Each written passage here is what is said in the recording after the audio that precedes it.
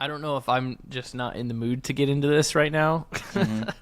or or if I'm like exhausted over having these conversations, or what the thought is. But my oversimplification of this whole driver value in motorsports conversation right now, my oversimplification of it is, we can come up with all these cool dynamics and algorithms for how the prize money should be distributed and all that stuff. But at the end of the day, what I think, oversimplified, what I think the problem is in driver value is that there's nobody that represents the drivers. The drivers in no form of motorsports are properly represented or properly unified. Well, they Therefore, in F1 they have the driver, the GPDA, Grand Prix Driver Association. yeah, NASCAR has had their driver Association. council. Yeah, Like, but there's no unified driver representation has ever actually wielded their power, yeah, right, in the history of motorsports. And so I think that as a result, you have this lack of driver value or lack of realized value, right? Because drivers have value, right? Just like Hinch was saying on his podcast, the fans come there to see the drivers, in his belief, right? And I think that there's a lot of that I agree with. But I think that, the drivers are undervalued in motorsports because they just haven't really fully unified and organized and wielded the power that they do have and the leverage that they do have. So they've just continued to be, devalued by the teams in the leagues, who have wielded their own powers in their own different ways and been able to keep the focus on their priorities.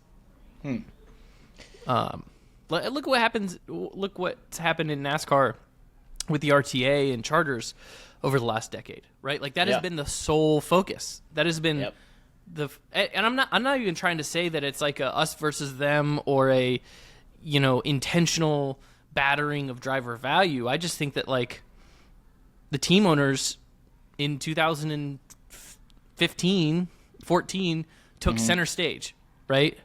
Yep. When it came to all these conversations and negotiations and organizations, and they absolutely wielded their power. They,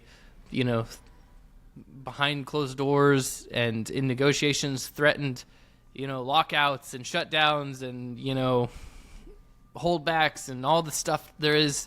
And they, took all the air out of the room when it came to negotiating who gets what piece of what pie of the sport.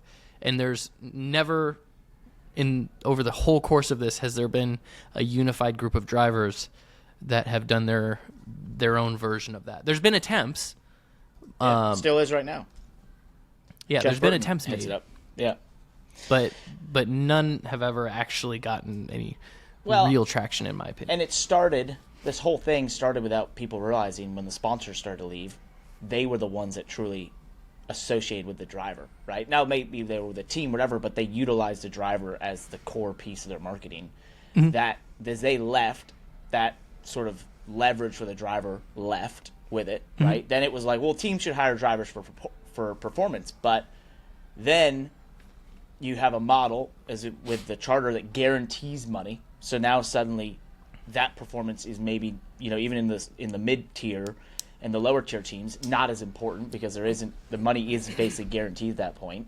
So now you devalue them further, right? And what the driver offers and what they can achieve and do for the team. And eventually you end up in a place where they have no representation to stop any of this. The teams are also in an association together, so if you're negotiating with two teams, they can easily just give you the same contract.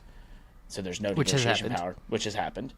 And so eventually you're in a highly competitive market as a driver with a non-competitive process as to how you get your ride, if that makes sense.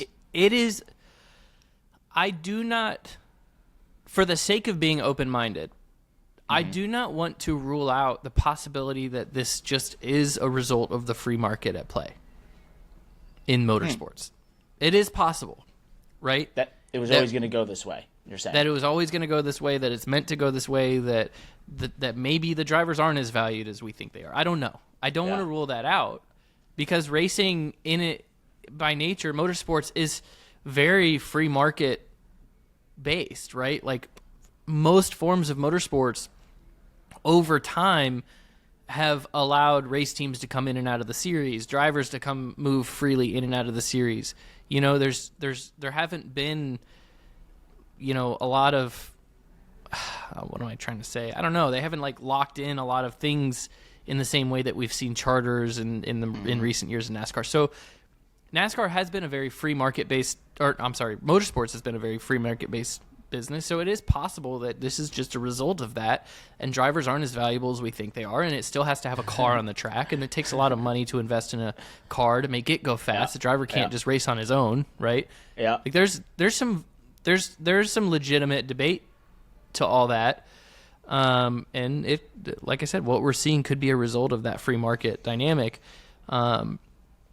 It's just interesting to me that you have other sports, right, where, you know, the athletes are extremely well organized and have been for quite some time. So they have this, you know, deep decades and decades of development and strength and organization behind them that wields this power that allows them to take up, you know, to command so much of the value of the sport, right? To the point that the NFL, you know, literally was in lockdown, did not know if they were going to have a season for periods of time. The NBA has gone through the same thing, right? The MLB, the MLB, thing. They've all gone through these things, and you know, the leagues and the owners have had to come to agreement with the players, right?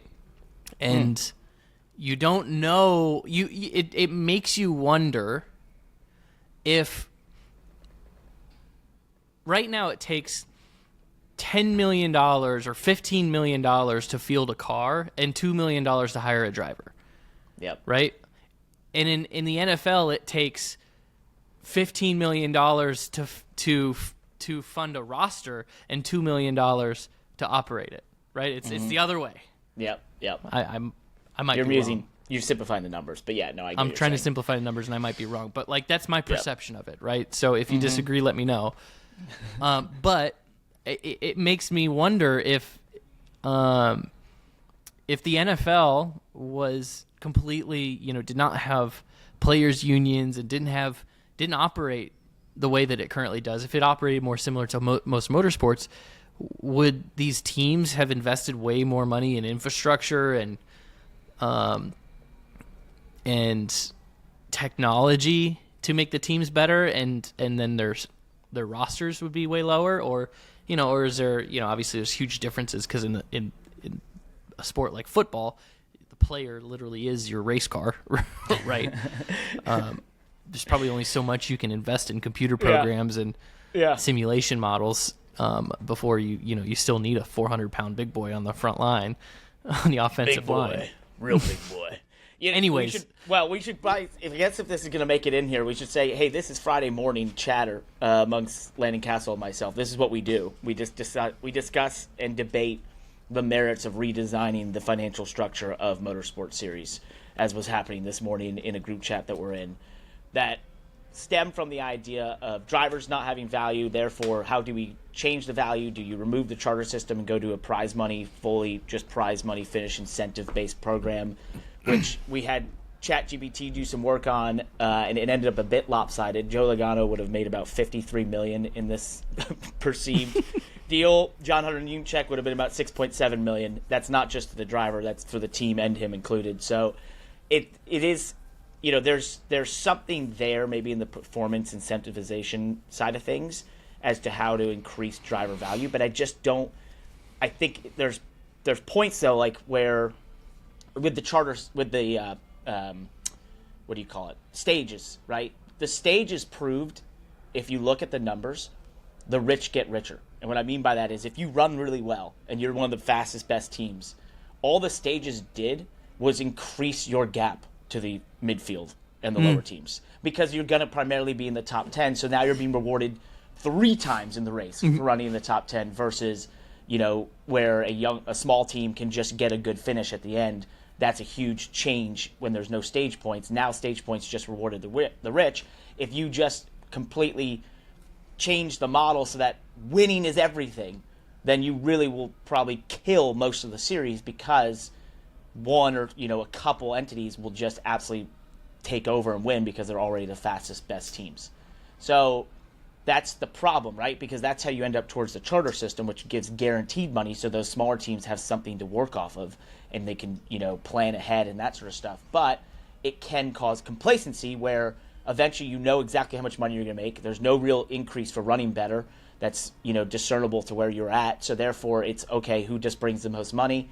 That makes our gap bigger. Maybe there's a profit at the end, that sort of thing. Who cares about the results, right? And then the last part of this whole thing that some of the detractors will bring up is, in racing, there's a weird phenomenon, which has always occurred, but I think it's happening more and more in the Cup Series than we've seen before, and we've seen it throughout the Xfinity and the Truck Series. That is, if someone is willing to pay more than the entirety of the program to do the job, then the person who might be able to outrun or be better than that person, there's absolutely no incentive not to just take the person that was willing to pay to do the job.